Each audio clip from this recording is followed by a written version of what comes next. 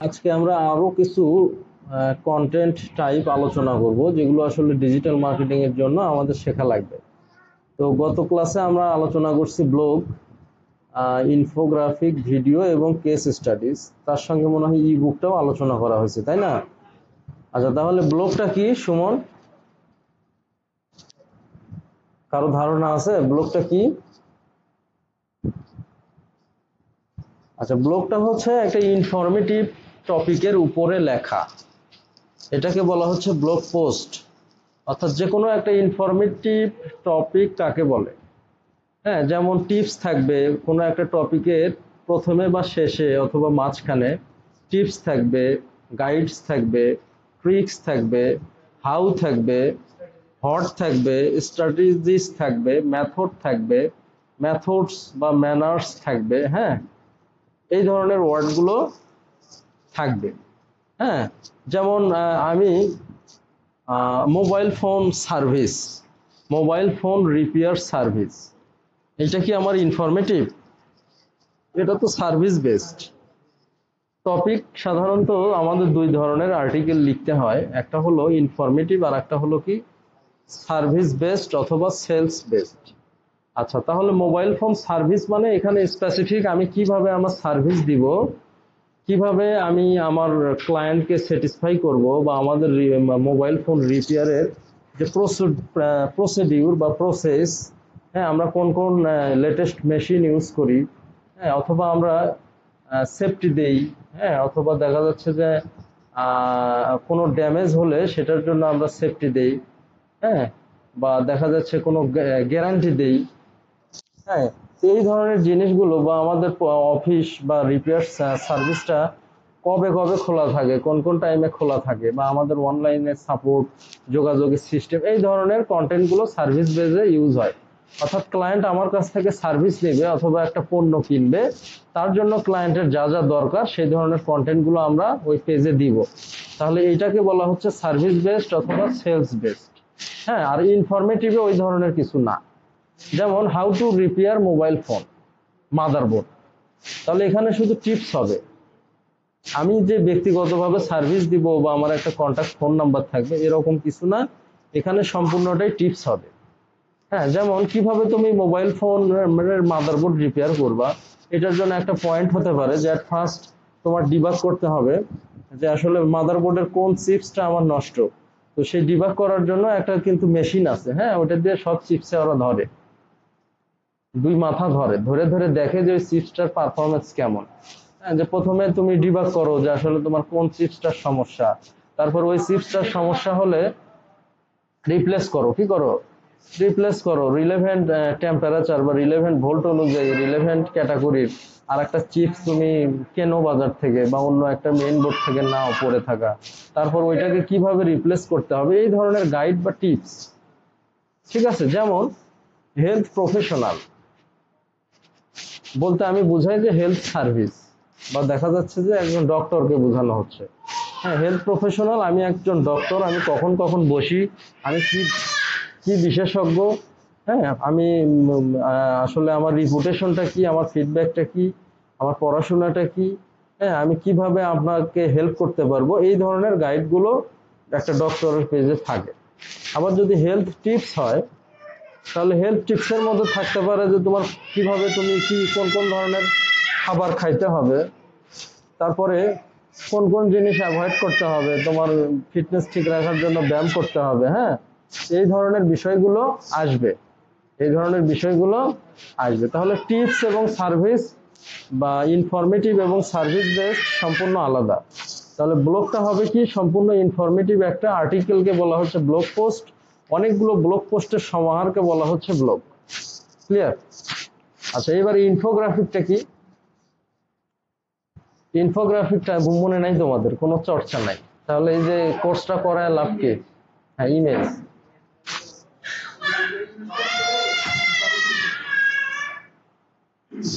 ইমেজটার ভিতর, আচ্ছা, একটা ইমেজের মধ্যে দুইটা পার্ট থাকবে, একটা হলো পয়েন্ট বাই পয়েন্ট ইনফরমেশন। যেমন আমরা যে গরুর রচনা লিখি না, প্রথম কি ভূমিকা, তারপরে গরুর কি ক্যারেক্টারিস্টিক মানে বৈশিষ্ট্য, মানে কি কি আছে, 4টা পা আছে, একটা মাথা আছে, শিং আছে, এই ধরনের। হ্যাঁ, তারপরে গরুর কি কি কি খাবার খায়, ফুড ফুড হ্যাবিট বা এই টাইপের। হ্যাঁ, তারপরে গরুর যে মানে গোয়াল ঘর, এই ধরনের বিভিন্ন কিন্তু পয়েন্ট থাকে, তাই না? আবার যদি ইম্পর্টেন্স অফ মোবাইল ফোন বলি, তাহলে বা শুধু মোবাইল ফোন, হ্যাঁ, তাহলে এটার আবার সুবিধা অসুবিধা দুইটাই আছে। তাহলে মোবাইল ফোন দিয়ে আমরা টেকনোলজি ইউজ করতে পারতেছি, অনেক জ্ঞান অর্জন করতে পারতেছি, এখানে চ্যাট জিপিটি ইউজ করতে পারতেছি, যে কোনো কিছু শিখতে পারতেছি, তাই না? আবার অসুবিধাটা কি?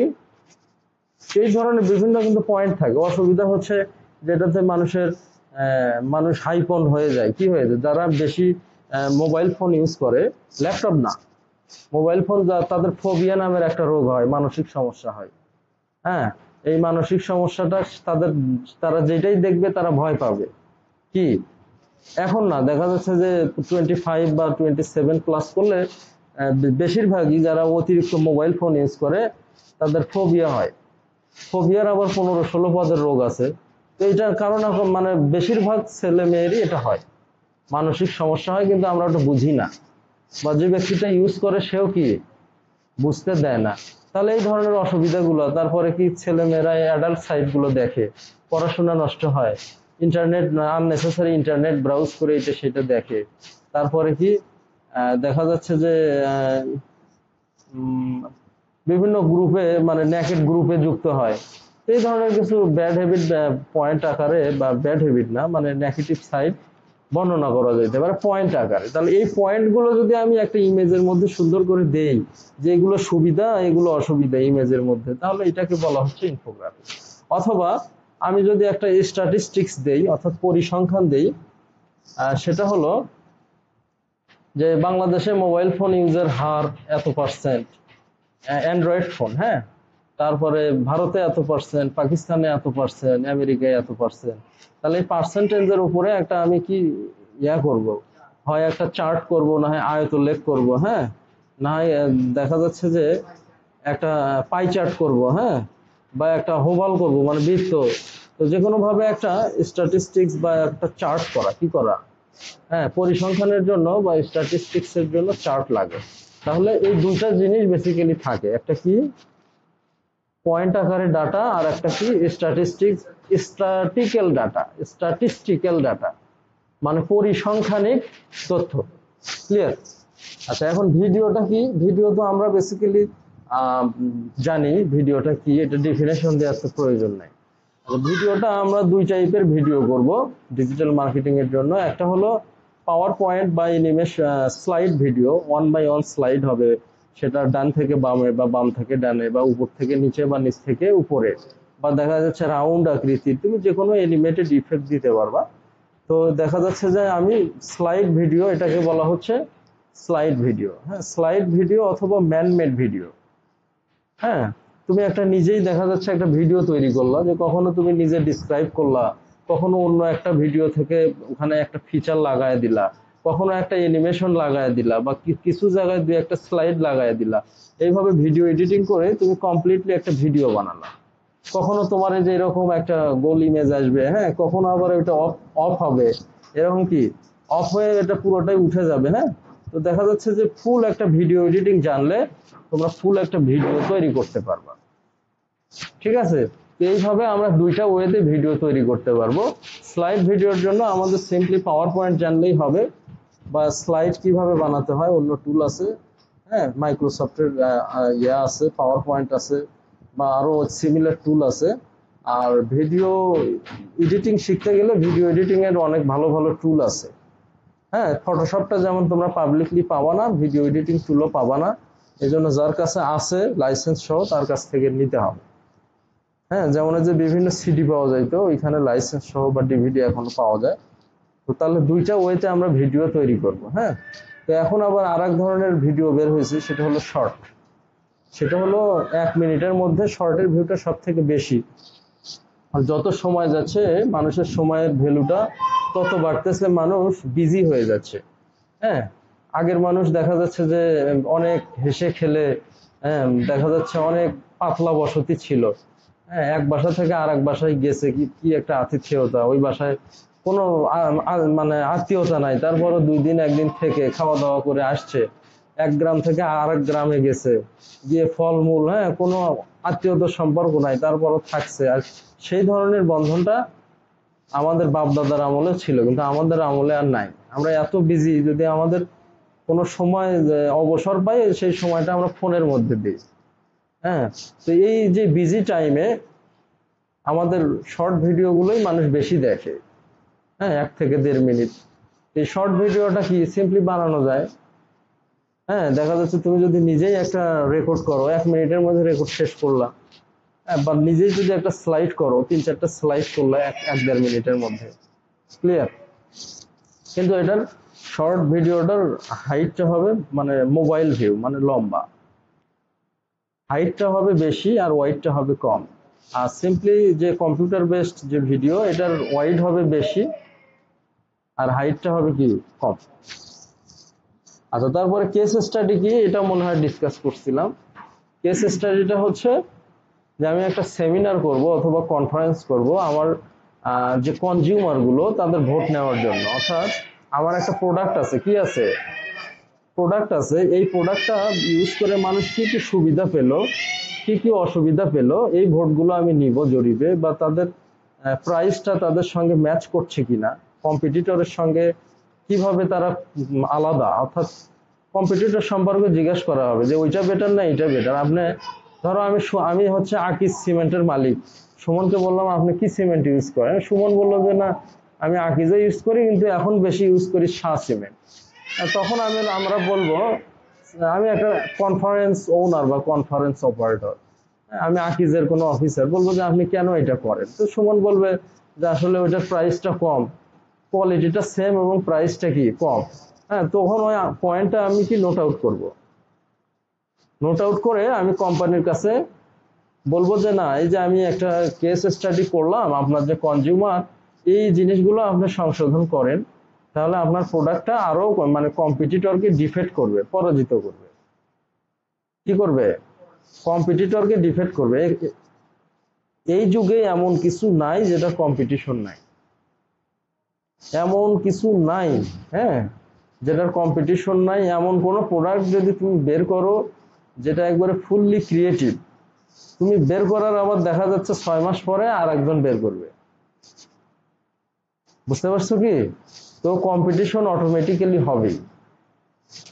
তোমার এই প্রোডাক্টটা তারা কিনবে, কিনে অ্যানালাইসিস করবে চায়নার মতো। এই আমেরিকা যেটাই এক্সপ্লোর করুক, চায়না ওটা কপি করবেই। সর্বপ্রথম ওরাই অর্ডার করবে, করে ওই প্রোডাক্টটা কিনে কি করবে, কপি করবে। হ্যাঁ, তো দেখা যাচ্ছে যে তার মানে কম্পিটিশনের যুগে তোমার কম্পিটিটরকে কিভাবে ডিফেক্ট করা যায় সেই দিকে খেয়াল রেখে কি করতে হবে, তোমাকে এগোতে হবে। তোমার কম্পিটিটরের থেকে দাম বা কম রাখতে হবে অথবা সমপর্যায়ে রাখতে হবে। কম্পিটিটরের থেকে কোয়ালিটি, প্রোডাক্টের কোয়ালিটি ভালো হইতে হবে। হ্যাঁ, বা অনেক সার্ভিস আছে যেখানে আসলে কাস্টমার কেয়ার থাকে, এই কাস্টমার কেয়ারের বিহেভ ভালো হইতে হবে। অনেক অ্যাট্রিবিউট আছে, যে অ্যাট্রিবিউট গুলো আসলে মানে আমাদের ক্লায়েন্টকে অ্যানালাইসিস করতে হবে যে আমাদের ক্লায়েন্ট আমাদের কাছ থেকে কি কি পাবে। যেমন আমি একটা ওয়ালটনের মালিক, তাহলে একটা ওয়ালটনের কি সার্ভিস পয়েন্ট থাকে, ওইখানে যদি সার্ভিস পয়েন্ট বা কাস্টমার পয়েন্ট ওখানে যদি তাদের বিহেভ খারাপ হয়, তাহলে কি ওয়ালটন তুমি কিনবা? হ্যাঁ, তাদের বিহেভ ভালো হইতে হবে, বা দেখা যাচ্ছে অ্যাভেইলেবিলিটি থাকতে হবে, সপ্তাহে 2 দিন খোলা 5 দিন বন্ধ। তুমি একটা না না যেটা সাপোর্ট ভালো আমি সেখানে যাব। হ্যাঁ, বা পলাশবাড়ির মানুষ ওয়ালটন এত কেনে কৃষক, কারণ এখানে কি ওয়ালটনের সার্ভিস পয়েন্ট আছে। তারপরে কি দেখা যাচ্ছে যে আমার ওয়ালটনের যে ব্যাটারি রিলেটেড যে প্রোডাক্ট গুলো, ব্যাটারির মান ভালো হইতে হবে। হ্যাঁ, বা দেখা যাচ্ছে চার্জারের কোয়ালিটি ভালো হইতে হবে, ফোনটা ফাস্ট হইতে হবে, ফোনের তারপরে ডিসপ্লেটা ভালো হইতে হবে, বা যদি টেলিভিশন মনিটর হয় তার ডিসপ্লেটা ভালো হইতে হবে। হ্যাঁ, সবকিছু বিবেচনা করে আবার দামটাও ভালো হওয়া লাগবে।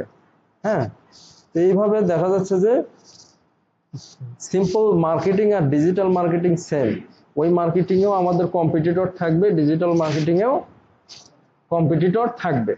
তাহলে কেস স্টাডিটা হচ্ছে আমার ভিজিটরের ভোট, আমার কনজিউমারের একটা ভোট, সুবিধা অসুবিধা, যেগুলো সুবিধা ওই পয়েন্টগুলো আমি রেখে দিব। আর যেগুলোতে সমস্যা ওগুলো নিয়ে আমি কাজ করব। দেখা যাচ্ছে ওই যে ওয়ালটন, তো আমাকে অনেক কনজিউমার বলবে আপনাদের কাস্টমার কেয়ার যারা অফিসার ম্যানেজার তাদের বিহেভ ভালো না, প্রোডাক্ট নিতে চায় না, নিলে ডেলিভারি দিতে চায় না, রিপেয়ারে অনেক সময় নেয়। তখন আমি ওনার হিসাবে আর কি কল করবো ওকে যে তুমি এটা কেন করো, তোমার চাকরি নয়, আর একজনকে বসাবো, ঠিক না? তাহলে এই অসুবিধাগুলো যদি দূর না করতে পারি তাহলে তো কম্পিটিটররা কি আগায় যাবে, আমার সেল কমবে। তো দেখা যাচ্ছে মার্কেটিংটা একটা বোর্ড চিন্তা ভাবনা। হ্যাঁ, ওয়েব ডিজাইনের থেকেও ব্যাপক একটা চিন্তা করতে হয়, কিন্তু ইজি। ওয়েব ডিজাইনের থেকে কি ইজি। আচ্ছা, তারপর ই বুকটা কি? আচ্ছা, ই বুক আমাদের সাধারণত লাগবে না, তবে যদি আমরা ইনফরমেটিভ কোনো সাইটের কাজ করি তখন আমাদের ই বুক লাগবে, বা কোনো প্রোডাক্ট বেস সাইটে যদি কাজ করি তাহলে ওই প্রোডাক্টটা আমরা কিভাবে ইউজ করব ওটার একটা ডকুমেন্টেশন আকারে আমরা একটা ই বুক বের করতে পারি, করে বিভিন্ন ই বুক সাইটে কি করতে পারি, সাবমিট করতে পারি। হ্যাঁ, অর্থাৎ আমি কোন ধরনের ই বুক তৈরি করব এটা ইম্পর্টেন্ট। হ্যাঁ, হরে মোরে আমি চ্যাট জিপিটি থেকে ডেটা নিয়ে ই বুক তৈরি করব তো হবে না। হ্যাঁ, অর্থাৎ একটা প্রোডাক্ট আমি কিভাবে ইউজ করব, একটা নতুন প্রোডাক্ট আসলো সেটা কিভাবে ইউজ করব, একটা প্রোডাক্টের কি কি ফিচার আছে সেগুলো মানে অনেক রিসার্চ করে, অনলাইনেও যে ফিচারগুলো সহজে পাওয়া যায় না, হিডেন ফিচার, সেগুলো সহ আমি একটা ই বুক যদি পাবলিশ করি তাহলে কি সাবমিট করা যাবে। বইয়ে কি ডাটা থাকে, কি থাকে, ডাটা থাকে। আচ্ছা, তাহলে এই পর্যন্ত আমাদের ছিল, তাই না? পরের পার্টে আরো কিছু জিনিস আলোচনা